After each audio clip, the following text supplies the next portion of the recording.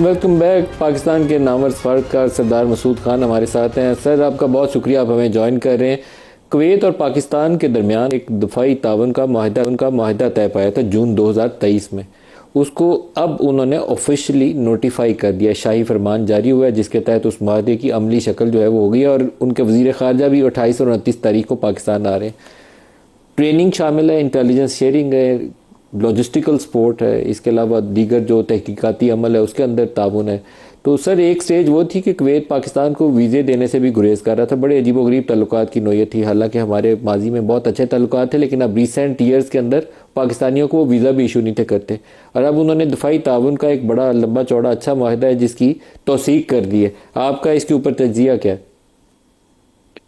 سعودی عرب کے ساتھ جو ہمارا میوچل ڈیفنس اگریمنٹ ہوا تھا اس نے ایک پریسیڈنٹ سیٹ کیا ہے، اور دوسری خلیجی ریاستی میں اس کے بارے میں سوچ رہے ہیں. بالخصوص قطر، کویت کا ذکر آیا، اور اس کے بعد ترکی اور مصر بھی ایسا سوچ رہے ہیں. خیر وہ دو غیر خلیجی ریاستیں ہیں. تو یہ ایک رجحان بڑھ رہا ہے کیونکہ کویت کے اوپر اس وقت تابڑ توڑ حملے ہوئے ایران کی طرف سے، کویت، بحرین اور جارڈن کے اوپر. کویت کے بارے میں ایران نے یہ الزام لگایا ہے کہ اس نے درپردہ کچھ اس قسم کے آپریشنز بھی کیے ہیں جس سے اس کے اسلحہ و بارود کو اور ان کے ذخائر کو نقصان پہنچایا جائے. حالانکہ وہ it's a host to American bases, اور وہاں جو ہے میرا خیال ہے بہت بڑی تعداد میں امریکی فوجی موجود ہیں اور ان کے آرسنلز موجود ہیں. تو اس وجہ سے انہوں نے جو ہے پوسٹ وار اپنے آپ کو غیر محسوس کیا ہے، اور وہ چاہتے ہیں کہ پاکستان کے قریب آئیں.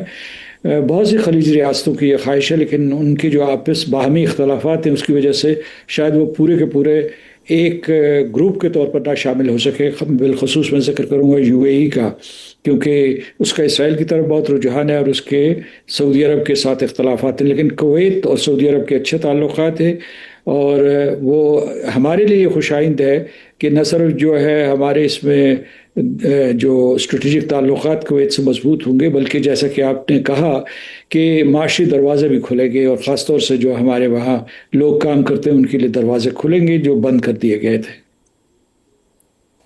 سر افرادی قوت کسی زمانے میں کویت میں بہت جایا کرتی تھی، لیکن پچھلے 4-5 سالوں میں ان کا رجحان کچھ انڈیا کی طرف بہت زیادہ ہو گیا تھا، اور پاکستانیوں کے تو ویزے ہی بند تھے. تو مجھے تو اب کافی قوی امید ہے کہ حکومت اس کے اوپر باقاعدہ کوشش کرے گی کہ جہاں دفاعی تعاون کرنا ہے تو وہاں ورکرز جو ہماری مین پاور ایکسپورٹ تھی اس کا راستہ بھی کھولیں. وہ ضرور ایسا کریں گے، اور دوسرا میں یہ سمجھتا ہوں کہ یہ ان کی بھی ضرورت ہے. یہ میں ایک تعریف کرنا چاہوں گا کویت کی. اس نے ہمیشہ جو ہے مسئلہ کشمیر کے سلسلے میں نہ صرف حکومت نے بلکہ ان کے شہریوں نے بھی ہماری مدد کی ہے، اور دوسرے معاملات کے سلسلے میں پاکستان کے ساتھ کھڑے رہے ہیں، آرگنائزیشن آف اسلامک کوآپریشن میں بھی. تو ان کا اس طریقے سے پہلے خواہش کرنا، پھر جو ہے اس معاہدے کی توثیق کرنا، اس کو پبلسائز کرنا، یہ بہت ہی سارے کے سارے خوش آئند سٹیپس ہیں. اور میرا خیال ہے کہ اسے ہم یہ دیکھنا چاہیے کہ ایسے دیکھنا چاہیے کہ اس کے بعد بھی جو ہے اور خلیجی ریاستوں کے ساتھ ہمارے دروازے کھلیں گے، اور ہماری افرادی قوت نہ صرف وہ لوگ جو لیبر کے لیے جاتے ہیں وہاں، بلکہ جو ہماری اب جو بہت زیادہ ہیومن کیپٹل کا اضافہ ہوا ہے، اور وہاں بھی ان کی کھپت ہو سکے گی. سر جو امریکہ اور ایران کے معاملات ہیں اس کے اوپر بھی اگر آپ کی طرف سے تھوڑی سی رائے مل جائے. جو ٹرمپ کے ریسنٹ سٹیٹمنٹس ہیں، تھوڑا سا پاز ہے وہاں پر سٹرائکس کے اوپر، اور خبر یہی چل رہی تھی کہ ان کے سٹاک پائلز ہیں ڈپلیٹ ہو رہے ہیں، خاص طور پر جو انٹرسیپٹرز ہیں جو ان کے ڈرونز اور ایرانین ڈرونز اور میزائل کو گرانے کے لیے، وہاں پر کمی اب تشویشناک حد تک جا چکی ہے، اور سٹرائکس بھی رکی ہیں 2-3 روز سے. تو کوئی دوبارہ ونڈو اوپن ہو سکتی ہے؟ کوئی چانس ہے آپ کی نظر؟ تیل کے ذخائر بھی ان کے بہت کم ہوئے ہیں، اور اس کے بعد اسلحہ و بارود کو بہت نقصان پہنچا ہے. آپ نے دیکھا ہوگا پچھلے دنوں کانگریس میں ڈیفنس سیکرٹری نے ایک تجویز دی تھی کہ ان کو $67 بلین اضافی دیے جائیں. اس کے علاوہ جو وہ کہتے ہیں کہ 37.5 بلین پہلے سے یعنی ڈالرز خرچ ہو چکے ہیں اس جنگ کے دوران. میرا خیال ہے کہ یہ تخمینہ بھی محتاط ہے، اس سے بہت زیادہ ان کے پیسے خرچ ہوئے ہیں اور بہت اسلحہ کی تباہی ہوئی ہے. جو ان کے لیے سب سے بڑا دباؤ اس وقت آ رہا ہے وہ یہ ہے کہ ان کے موسٹ سوفسٹیکیٹڈ، موسٹ ایکسپینسو جو ویپنز ہیں، ویپن سسٹمز ہیں، ان کو ان کے بہت ہی کم قیمتی جو پلیٹ فارمز ہیں لائک ڈرونز اینڈ میسائلز جو ہے انہیں تباہ و برباد کر دیا ہے. اس طریقے سے امریکہ کو بہت نقصان پہنچا ہے، ان کی بیسز کو بہت نقصان پہنچا ہے.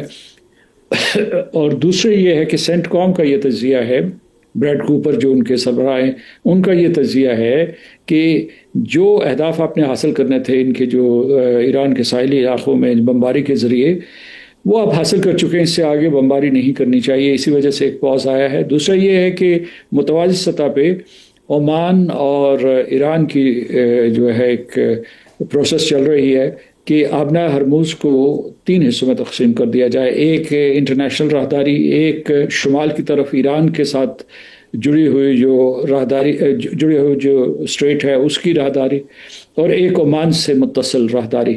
تو اس طریقے سے یعنی عمان کا یہ کہنا ہے یا اس نے یہ تاثر دیا ہے کہ اس طریقے سے یہ ہے کہ نہ صرف عمان اور ایران جو ہے اس کی گورننس کا حصہ ہوں گے، بلکہ ساتھ ساتھ جو ساری خلیجی ریاستیں بھی اس میں شامل ہو جائیں گی۔